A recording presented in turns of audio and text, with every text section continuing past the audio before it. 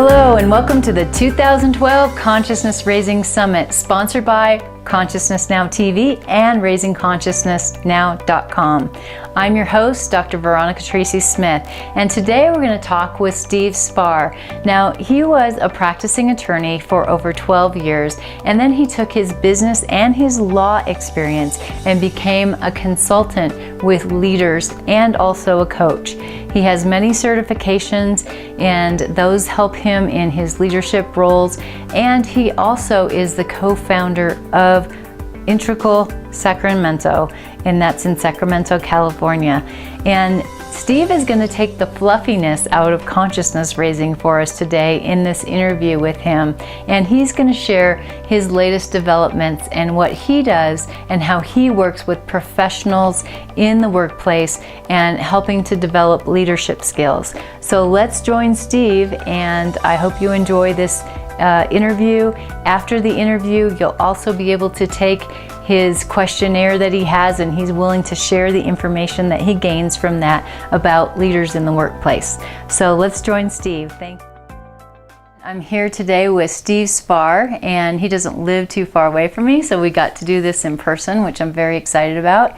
And Steve has practiced law for over 25 years, and he's a coach and a consultant now, and he's going to share more about bringing your spirit to the workplace and his work in organizations and businesses. So thank you so much for being here today. Wonderful. Really I'm so thrilled to be here and talk with you. You're a good friend and colleague, and I'm very excited about this project. Yeah, we met through the Spiritual Intelligence Coaching Conference about 3.5 years ago, where we met a few of the other people who are part of the Raising Consciousness Now group and really hit it off. And you have so much wisdom to share with us about business.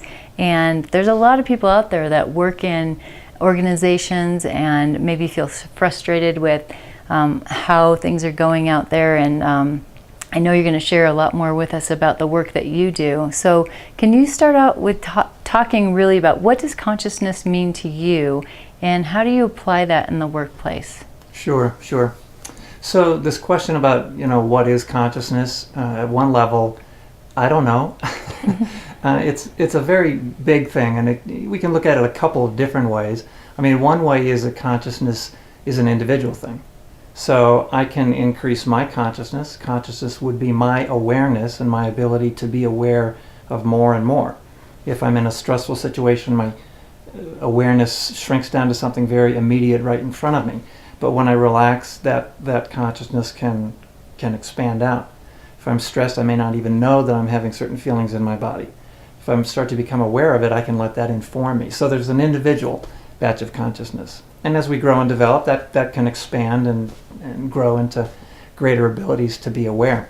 But that's just individually for me. When teams get together or groups get together, there can be a group consciousness. So there's an ability for people to have a common sense of knowing where the other person is going to be, how they're going to react.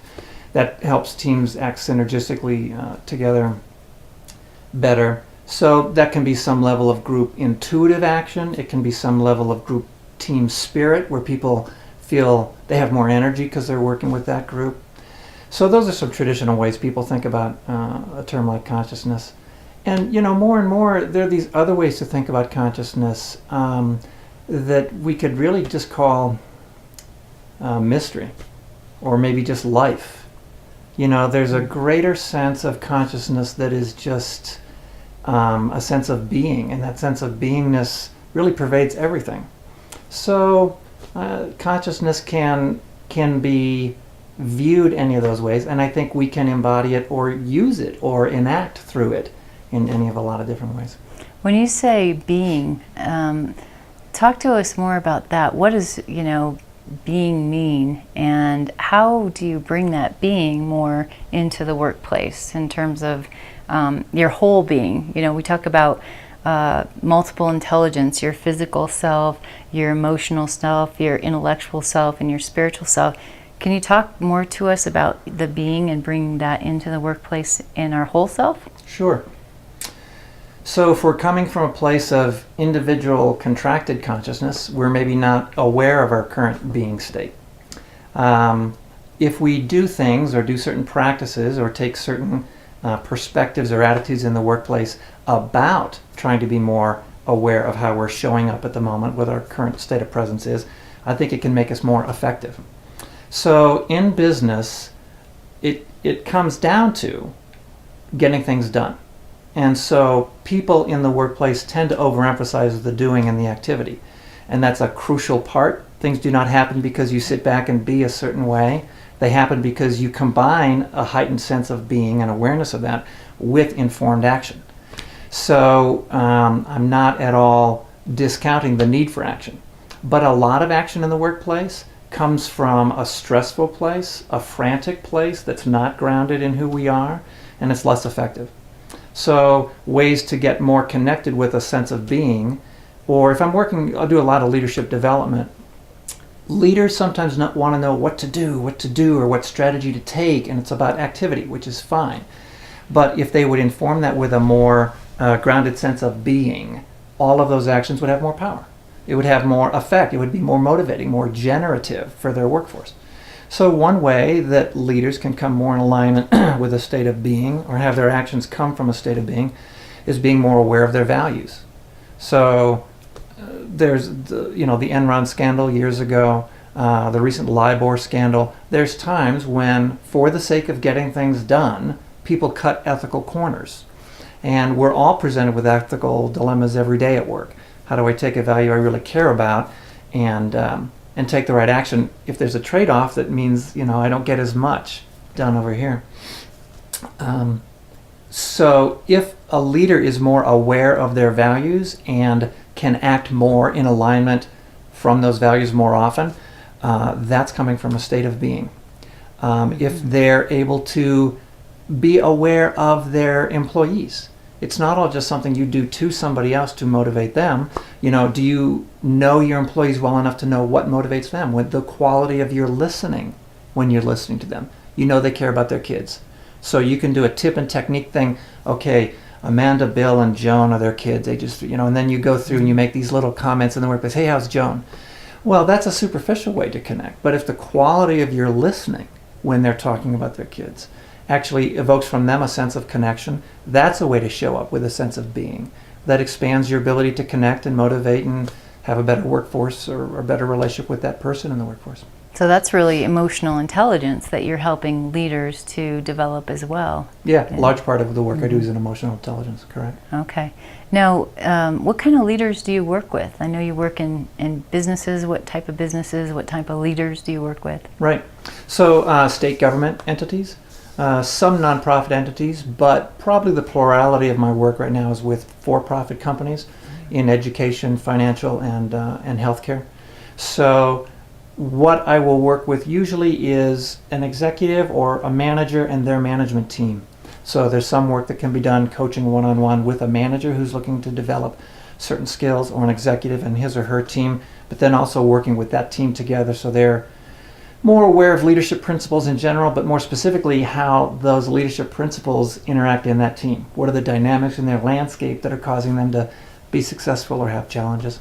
Wow, that sounds like a big undertaking for each corporation that you deal with and business. Yeah, so. Sometimes it's one unit, sometimes it's all or part of the organization. A lot of it is, businesses, again, want to get things done, and that's what we want our businesses to do, to get things done. So strategic planning is often an entry point.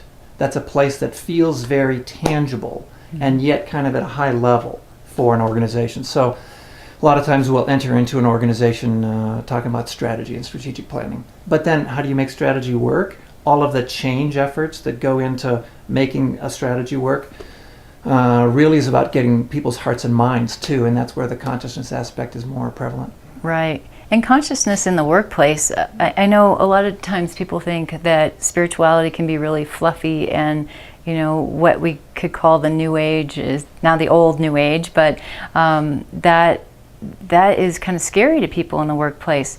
And it sounds like consciousness is kind of like an oxymoron when you have products and services and you want to deliver, whatever goods or services.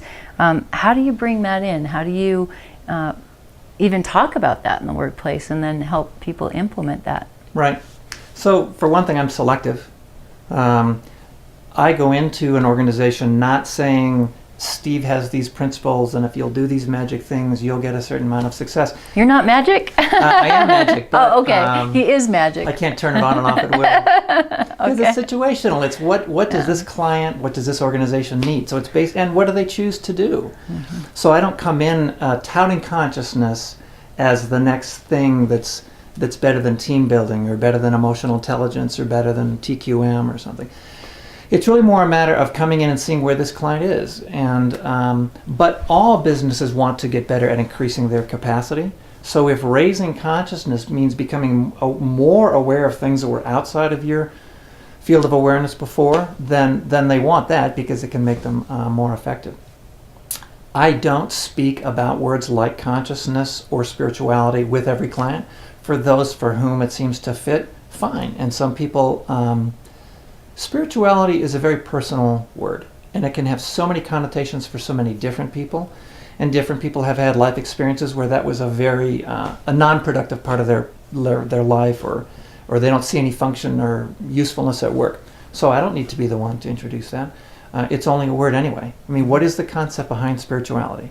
Somehow, if it's getting you or your team to connect more to things that are important to them, to connect to their values, a noble cause, I'm willing to pull together with you to do something that you and I could not do alone. That's what we care about.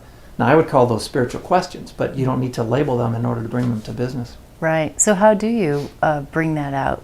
I know with the work with Cindy Wigglesworth, she talks about, who are your heroes? Who do you look up to? What are the people that are the highest beings that you would like to be more like? And having some type of, not necessarily a mentor, but somebody greater, bigger, or maybe characteristics of many people that are greater and bigger. How do you bring that in? So I love Cindy's work. I love Cindy's exercise around the spiritual leaders that you admire. So that is one way to go, and I have done exercises like that with groups. What I would say is in the early stages of working with a company, I'm trying to find out what's important to them or what's important to the leader that I'm working with. So that's the only source of motivation or change. So where are you at now? What is it you're trying to accomplish?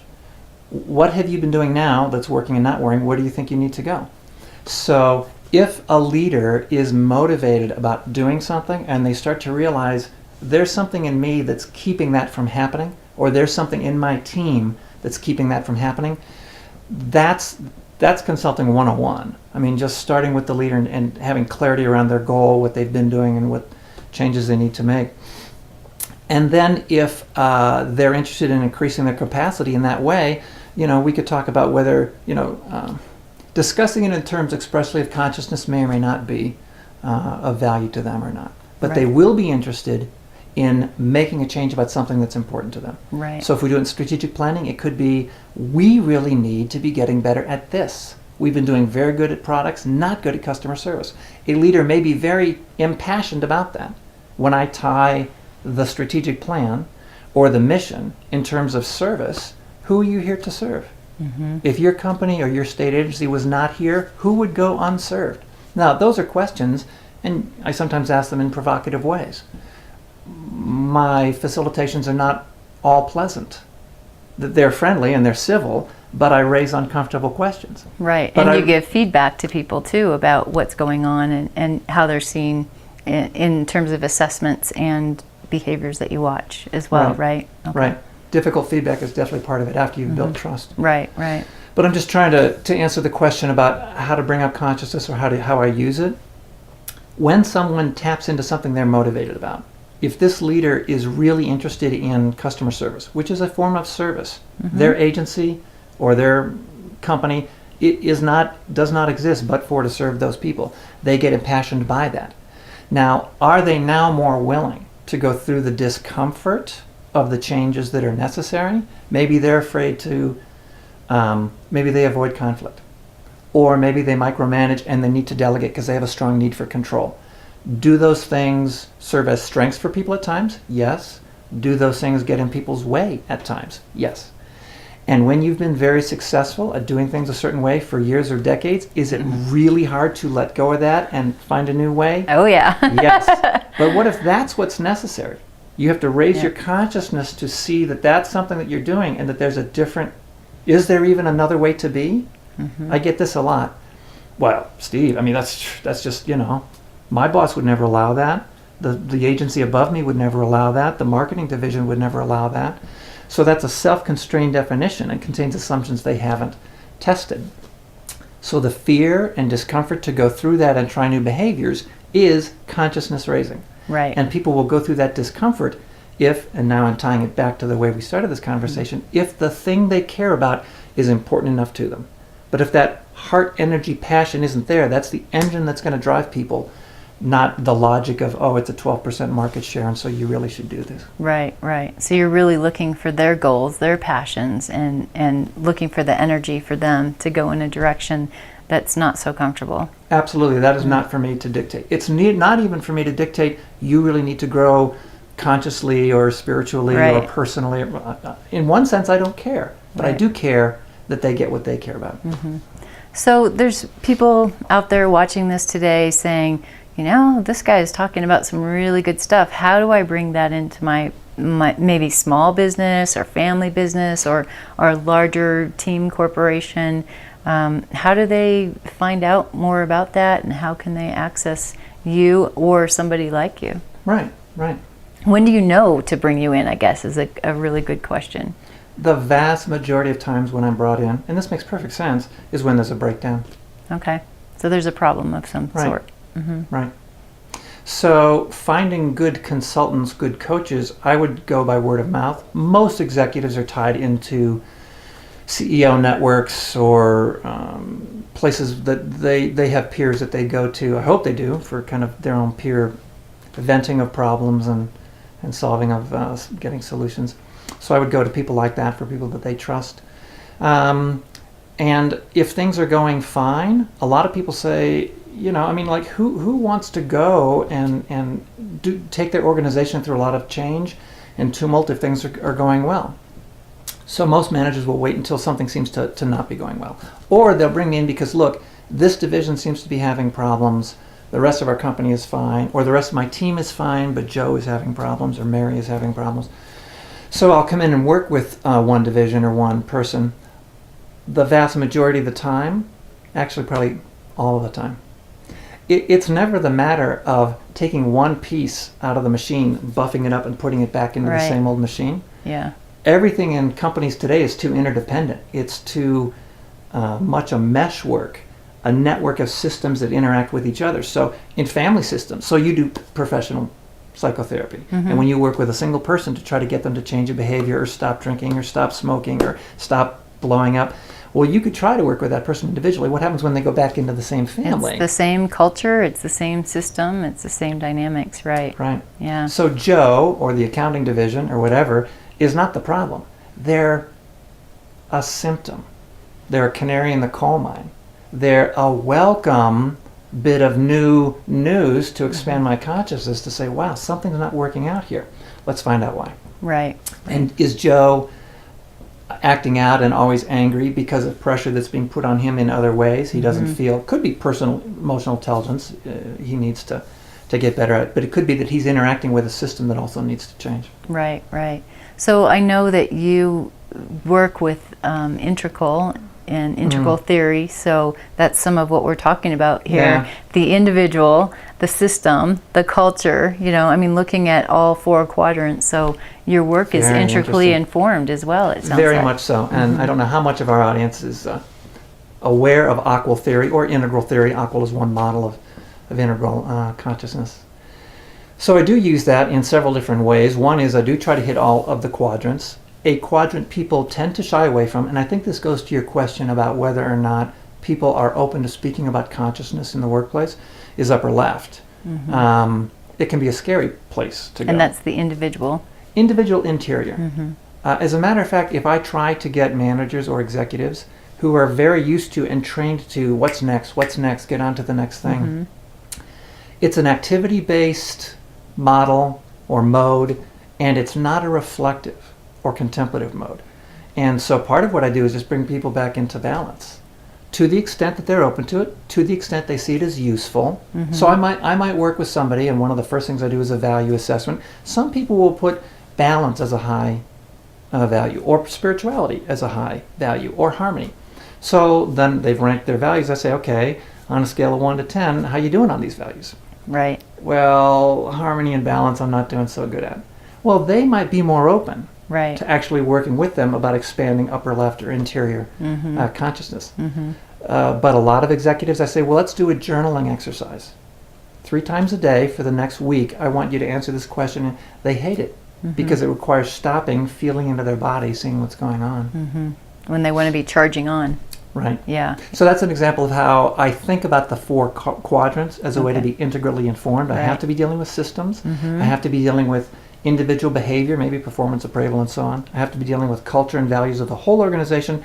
The piece I feel very drawn to, and not every executive is the interior. Another way I really use integral theory is in developmental levels. More and more in the mainstream. Bob Keegan at Harvard and Bill Joyner has written a great book and has an assessment, Leadership Agility. More and more concepts are coming into mainstream, not just academic, but business models around developmental levels. And again, it's one of appropriateness. The expert level versus the diplomat level may be very appropriate for your place in the organization or what the organization is requiring from you. Are you hitting any ceilings? Are you finding what you used to do isn't as successful anymore? Then it may be time for you to look at developmental levels and see if there's things that you can do differently. Or maybe you're not even as happy as you used to be. As we grow different developmental levels, what used to be important to us is no longer important to us, or even the way that we interact or the way we go forward in the work that we do. And we want to expand. That's another time to bring a coach in, right? Or a consultant to say, I'm just not as happy, or maybe I'm burned out in my job, and how can you help me to either be more satisfied or to create more satisfaction in the work that I'm doing, or maybe I need to look at other avenues. Right. No, I think it's a very good point. People will be satisfied with different things at different points of their career, and as they grow, they will become less satisfied with things that used to satisfy them. Right. Yeah, that's a really good point. You are doing an assessment, right? A spiritual development in the workplace? Is that right? I am. This is not, Cindy has constructed a fantastic instrument, which I do enjoy using with people, which is about a self-assessment of where you individually are in different ways to think about spirituality, and specifically 21 skills that you could choose if you wanted to develop some of those. What I'm doing is a true data collection survey. I'm interested in, and I should back up, the majority of the work that I do is traditional management consulting. It's traditional organization development, it's traditional executive coaching. So I bring these concepts in because I have an openness, a curiosity, a seeking mentality that I want to continue to grow my spirituality. But I don't, bring that into places where it's not necessary. But most of my work is at this traditional, conventional level of helping business people solve their problems. I am becoming more and more attracted to finding out how to bring in these other factors of consciousness and spirituality, which I also see when people do, they become more productive and their teams become more productive. As a matter of fact, I think these two things go hand in hand, higher productivity and personal fulfillment. Every CEO, every worker, I think most people would attest to that. They're at their best when they're doing something that is really motivating to them. And so most of my traditional work has been, how do you increase, not reward and satisfaction in the workplace for the sake of that, but marry it with the productivity of the company. Now, what I see more and more, companies, organizations are faced with increasing not just the rapidity of change, the rapidness of change, but the complexity of the types of changes that are coming at them. They have to start to incorporate principles of higher consciousness, higher seeing, higher ability to deal with the ambiguities of paradox. Can you hold those tensions? You might make a decision today and you have to push it hard, knowing that you're making it on a little bit of information on an emerging trend, and you may change next week. And how do you deal with that paradox, ambiguity and paradox? So as I see my well-grounded traditional business practice now evolving into new ways to meet higher complexity, I'm interested in, and now I'm coming back to your question about this survey that I'm doing. I'm doing a survey that is expressly about looking at spiritual development and how that can increase productivity in the workplace. So I have 10 or 12 questions that talk about what are things people find spiritually nurturing, and then questions from them about, do you use this at work? Is it comfortable for you to speak about this at work? How do you use spiritual principles? Do you use them at work? What keeps you from doing that? So my thought in that, it's not an instructive, self-evaluative instrument like Cindy's. It's a way to gather information, because what I want to do, and I'm sharing this information with anyone who takes a survey, they can sign up and be updated as to the future results. Over the course of the next year, I'd like to collect thousands of responses from CEOs, executives, managers, workforce too, about what is it that would be useful to you in spiritual development at work. Now, like I said before, there's many CEOs that they'll look at the title of that survey and go, not for me. I've got a marketing monster I've got to solve here. Fine. Yeah. But for those people that are attracted to it, I want to find their opinions, and then I'm going to be developing some programming around that would help people use their spirituality, use their natural drive to create and be more linked to their source, and find ways that they could link that to work. Wow. But see, I don't want to go create that on my own. I mean, I want to find out, what do people think? What would be useful to them? And then I'll base the programming around that, and I'll share that data with whoever also would like it. Well, and from a marketing standpoint too, in terms of, gathering the data and then providing services for people around that. And I know a lot of our audience, they have their own messages to get out there. That is such a key thing to do, is ask the questions first and then create the products around that, or the program, or, the education. Right. So that's really brilliant that you're doing that. And you're looking to do it at pretty large scale too. As many as people will take it. I have my network of clients and colleagues and people that I'm going to send it out to, and with a free invitation, send this out to whoever you think would be interested. Right. I'm going to write, I'd like to write articles about it to raise consciousness about people. I'm willing to bet many executives will say, I'm attracted to this. I see the need for this. Here's things I do personally in my spiritual practice at work that I think make me more effective, but I can't speak about it in the workplace. Right. Now, if that is a finding, that's my hypothesis. I'll see if the survey data bears that out. Wouldn't that be an interesting thing for people to know? And wouldn't CEOs out there want to know, well, what are the top things that other executives are doing that I can't talk about with them because I'm afraid to? Right. I think that would be interesting information to put out there. Right. And even what would make it okay to talk about in the workplace? Kind of like what we're doing. We're talking about raising consciousness on the planet, but we're talking about doing it in yourself, doing it in the system, doing it in a way that isn't flaky, or, it's not related to flakiness, because that's what people are so afraid of, spirituality, and talking about it. Usually when I talk about the spiritual intelligence, people will tell me what religion they were or are and what they grew up with, and then, a lot of other stuff comes out.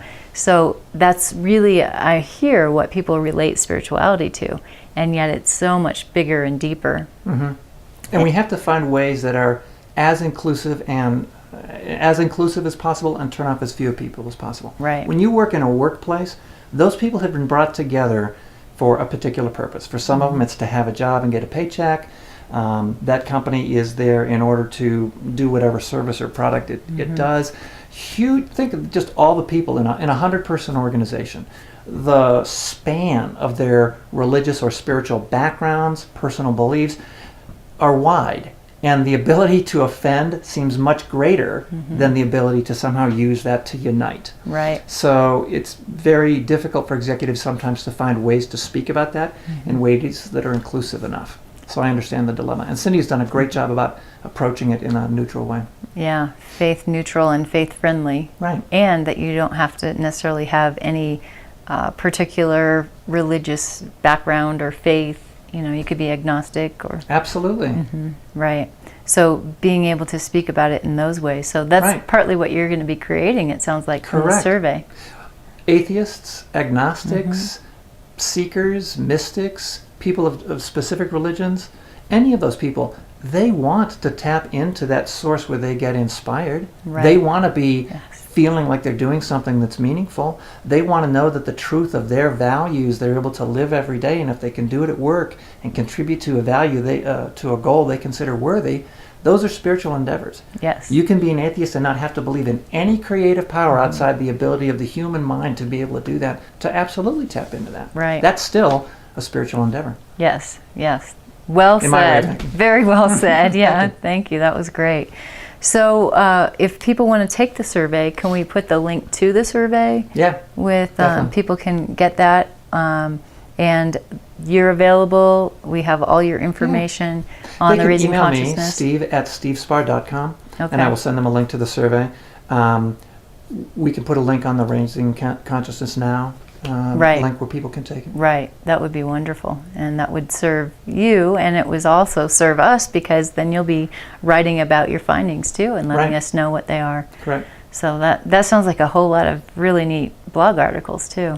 Yes, Yeah. there will be wonderful stuff that will come out of that. Yeah, definitely. So I want to support you in that for sure. So, well, thank you so much for sharing your wisdom, and I'm especially intrigued about bringing consciousness and spirit into the workplace, and I think you've done such an excellent job in describing that and how people can do that, and to do it from a place of passion and awakening the passion. And that's really awakening consciousness and living to your highest self, your best self, and I think you've done a wonderful job. So thank you so much for being here. In the end, I think that's what we're all doing, and so you, and I'm glad to support it, are finding ways to get that out to more and more people. So I'm very, very pleased to have done it. Yeah, thank you so much, Steve. Great. So thank you for joining us in this 2012 Consciousness Raising Summit on Consciousness Now TV, also sponsored by Raising Consciousness Now.